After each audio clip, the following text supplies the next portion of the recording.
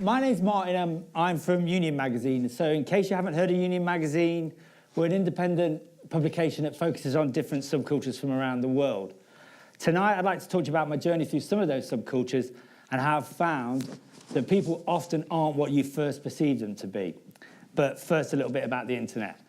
Now, yeah, that isn't actually, that's VR, but you know, the internet. Now, internet is rightly hailed as one of the greatest innovations in communications ever, you know, comparable to the evolution of speech in humans.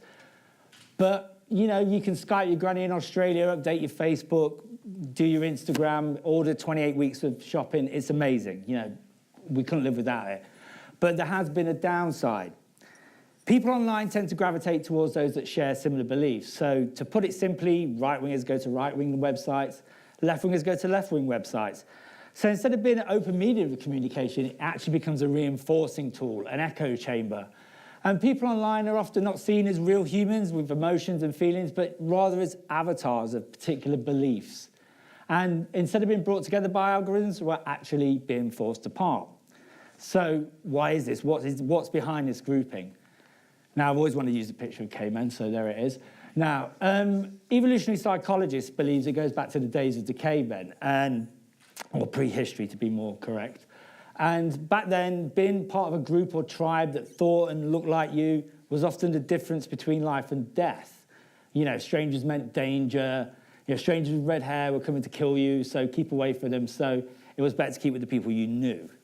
Now, evolutionary psychologists believe this trait has come down to us till today, and leaving us with an inbuilt trigger to fear those that look or even think differently from us.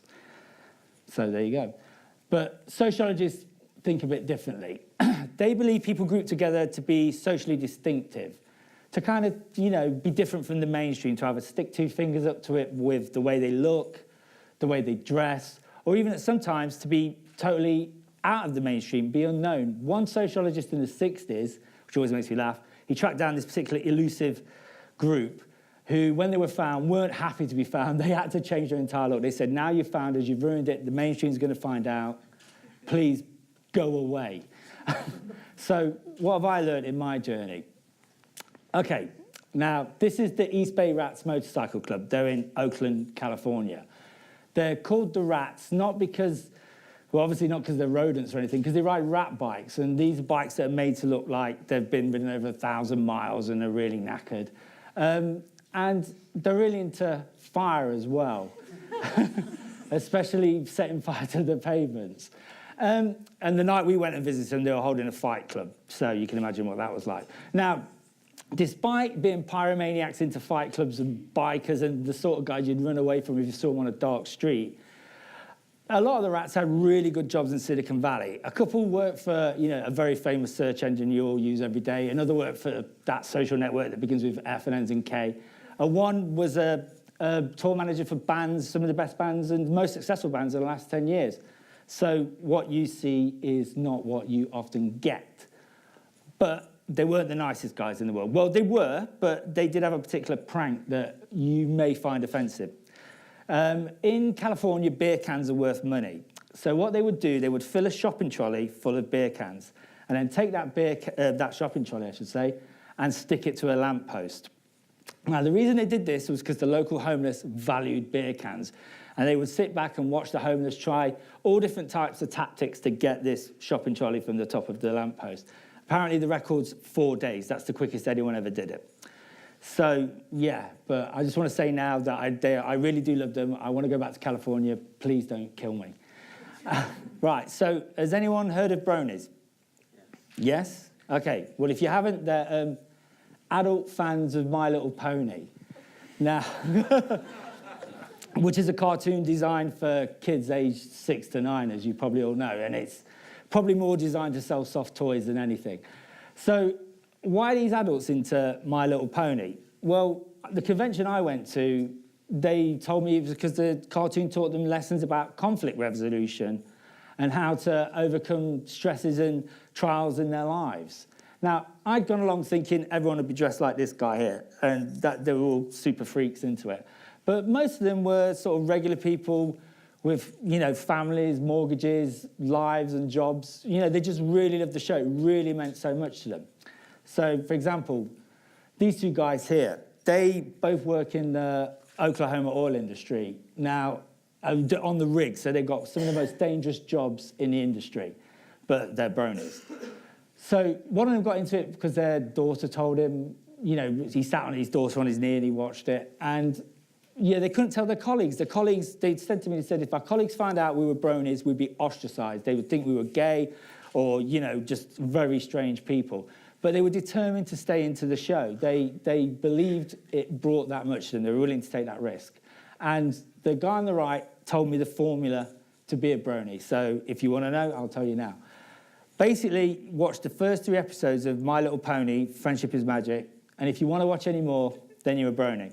And you will probably end up looking like that guy. Which is not too bad. Anyway, not all the subcultures I've met have been that fluffy. This is Harry Hubbard. Now, Harry's a leading member of the American National Socialist Party. So Harry's an American Nazi. Now, Harry spends his day patrolling the border between Arizona and Mexico looking for illegal immigrants. He feels it's his patriotic duty to, you know, stop them. He doesn't, even though he's got like a giant gun there, he doesn't shoot them or anything. He gives them water and calls the border patrol. Now, Harry had lots of views I found really reprehensible, but he was a nice guy. You know, he invited us into his house, which, I don't know if you can see that, it's called Rancho Muerte, which for you non-Spanish speakers means ranch of death. So yeah. He told us his views on life, the universe and everything. And at great length, he told us, even though he has a swastika on that shield, why he doesn't want to be called a Nazi. He found it derogatory. But there you go. He was a nice guy for a Nazi. Now, the next group, well, we're all familiar with Harry in 20th century German politics and what happened. But these are the Realians. They're a UFO religion. And they were started about 40 years ago by an ex-French car journalist. So kind of imagine if Jeremy Clarkson, when he left the BBC, didn't go to Amazon, actually started a UFO religion, and then you're kind of getting where it is. They believe we're all created by aliens, that all life on Earth was created by an alien civilization that is going to come back within, I think, the next 30 years and save us. But they're probably, they've been in the press a few times over the last 4 decades, mainly for allegedly having gigantic sex orgies at their gatherings. Now, I can't say whether that's true, because the gathering I went to, I did not see any sex orgies, or I wasn't invited to any. But what I did find, they could have been having them all around me for all I know. But what I did find were people who, as well as believing that Jesus, Buddha, and Moses are all living together on a planet a few light years from Earth, were down here on this planet, car mechanics, public relations consultants, and worked in the fashion industry. And over dinner, the main topic of conversation wasn't about Moses and Buddha's living arrangements. It was about how expensive dental care was in America and whether it was worth flying down to Mexico to get your teeth fixed. And I think everyone agreed it was. So that's probably why they got such good teeth. And also, they're really big fans of TED Talks. They watched them continuously when I was there, especially the ones about future society and future technology. So if you're watching, hello, Realians, please invite me to sex orgy. I know this is turning into like a parade of holiday snaps almost, but this one final group I'd like to talk about. These are the illegal dirt bikers of Baltimore. Now, I'm sure a few of you have heard about Baltimore and its problems with drugs through the TV show The Wire. Now, these bikes here once played a pivotal role in that trade. They were used to ferry packages of narcotics hither and thither across the city. They were really prized because, you know, you can see there's parkland on the left. They can dodge cop cars. Cops will chase them, and they can just go across the ground. The cops will lose them. So obviously the police wised up to this and banned them within the city. So it's illegal to have one within the city of Baltimore. They just pick them up and take them away and crush them. So the kids weren't really going to stand for this. So what they do every Sunday is come out on their bikes and parade and pulling wheelies. They're actually called the 12 o'clock boys because of the position of the bike. And they dare the cops to chase them and everything.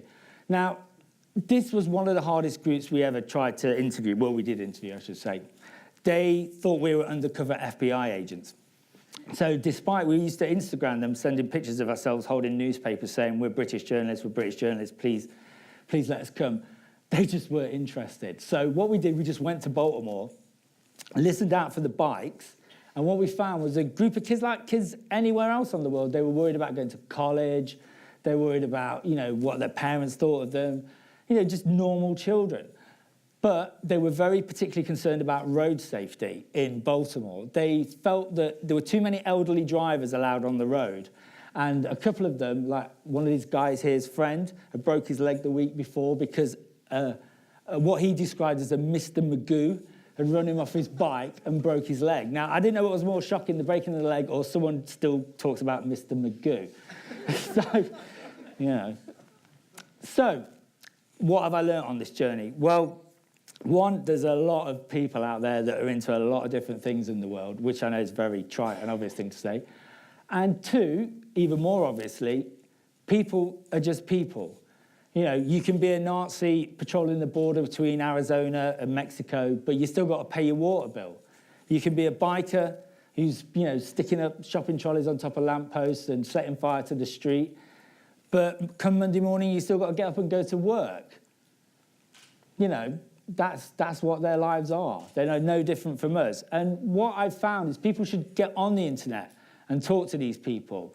Not try and change them or change their opinions or anything like that. Just listen, hear their journeys, hear what they've been through and hear what they say. Show some empathy. And then you'll find that like the brony, the Nazi, the alien, well, maybe not the alien, they're not any different from us. They're not a different species. They are us. So basically what I'm trying to say is get out there and go and say hello to them. Thank you.